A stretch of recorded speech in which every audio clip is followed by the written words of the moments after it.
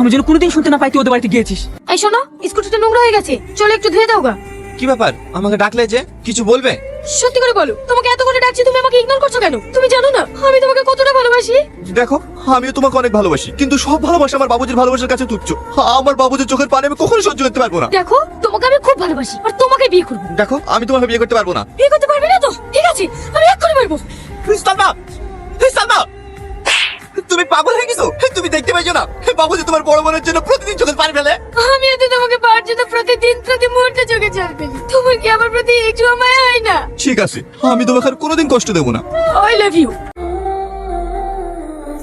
Tony, তোর এত বড় কথা, তুই আমার নাম কি আমার সাথে নামখানামি করিস?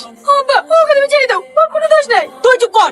এতদিন আমি দুধ কলা দিয়ে কাল সব পুষেছিলাম। এই বদমাইশকে আমার খুব ভালোভাবে জানা হয়ে গেছে। ওর টাকার প্রতি লোভ হয়েছে, তাই তোর মতো নিষ্পাপ মেয়েকে প্রেমের জালে ফাঁসিয়ে আমার কাছ থেকে টাকা উসুল করতে চাই। এই বল, কত টাকার বিনিময়ে আমার মেয়ের জীবন থেকে সরে যাবি?